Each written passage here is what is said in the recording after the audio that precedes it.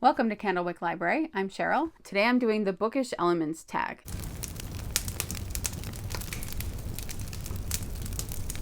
I was tagged by Morgan at Morgan's Endless Bookshelf. 1. How do you feel about foreshadowing or dropped hints?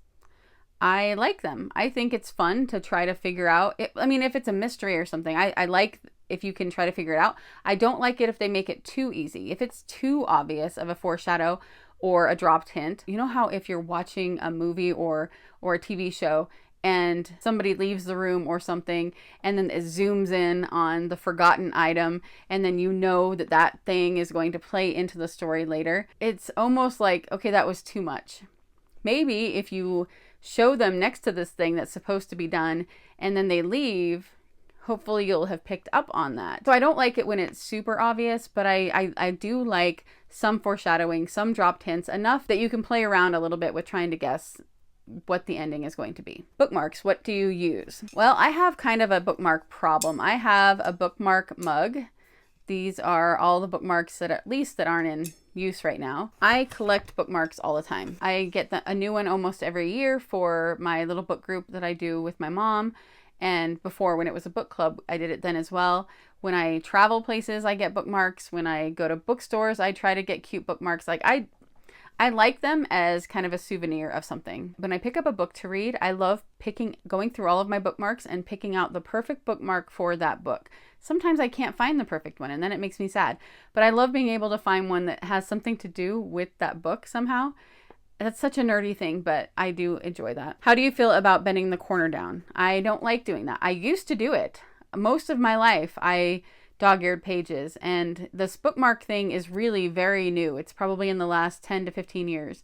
Before that, I bookmark pages all the time. Sometimes I still do if it's a book that I don't care about as much and I don't have access to anything. If I forget to bring book darts with me or something to mark a place and I want to remember that, I might fold up the bottom page a little bit so that I can go back later and find what I wanted to, revisit. Or if I don't have a bookmark available or something, I might do it, but only if it's a book that I don't care about as much.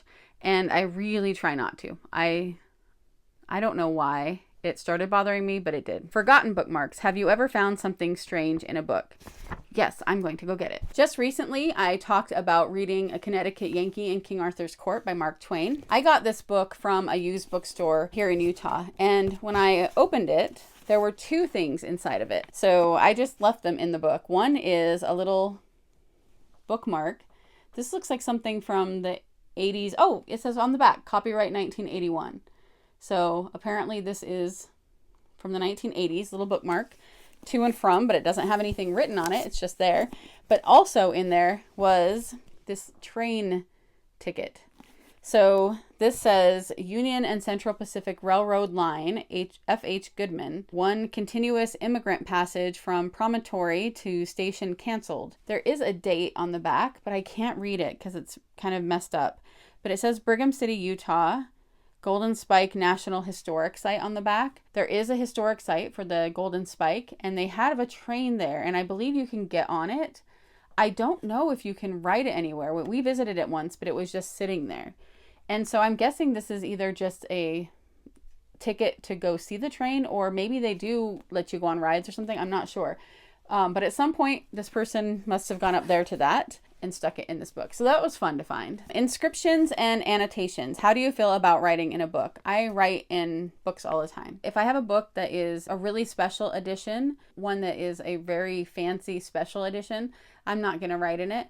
But in my everyday books, I do write in them if I have something I want to respond to or remember or add to. I do it a lot. And how do you annotate if you do? I see so many people with the fancy little colored things they put in for different topics and all that. And I think it's all so pretty, but I don't have the brain power, I don't think, to do that. So all I do with annotating is I write in my book. I underline things that I am reading that I like or that I want to go back to. I write in the margins, sometimes sloppy, sometimes not. In the Emma M. Lyon books, I think it was book 2, there was a reference to a myth, and I didn't know much about it. So I went and researched it, and then it made the passage make more sense. So I wrote in a little bit about that myth next to it. And in my Sherlock books, there were a couple of times when something would be written in a different language and it wouldn't be translated.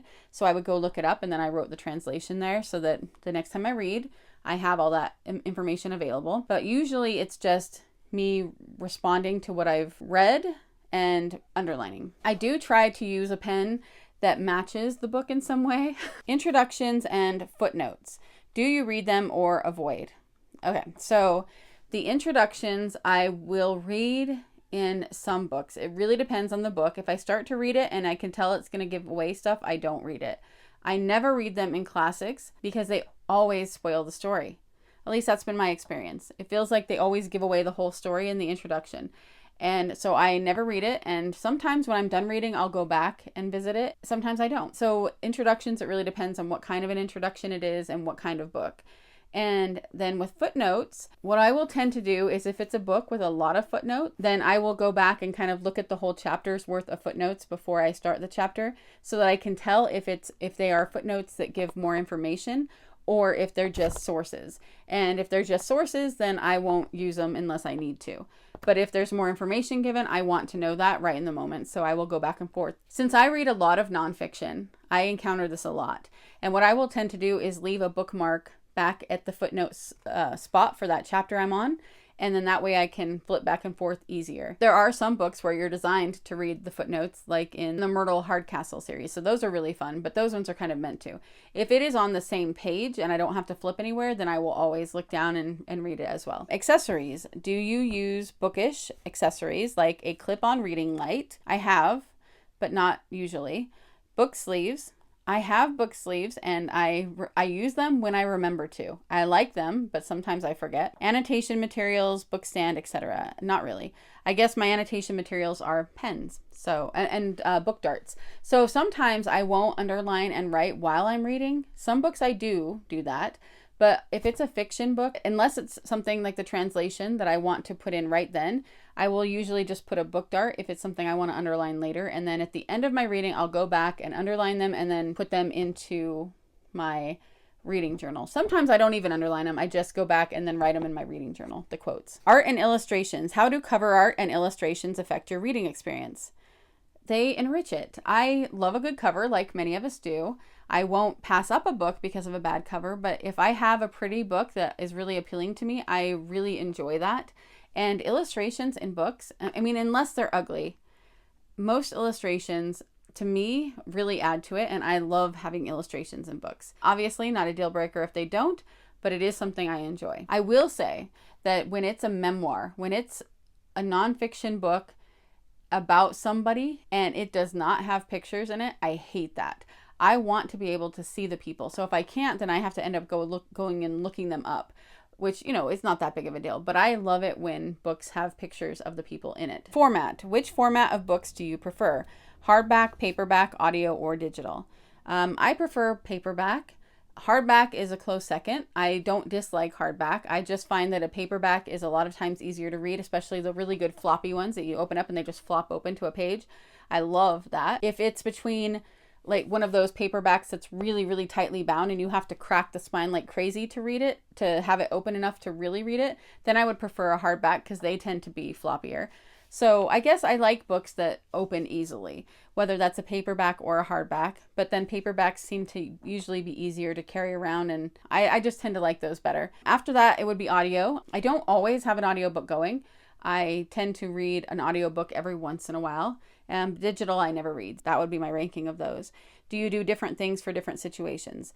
Yes. So if I'm driving and I want to listen to something, obviously it'll be an audiobook. Sometimes I like to listen to them when I'm exercising or cleaning, something like that. A lot of times I'll end up listening to podcasts or YouTube videos when I'm doing those things. But if I have a book to listen to, then I will use it at those times.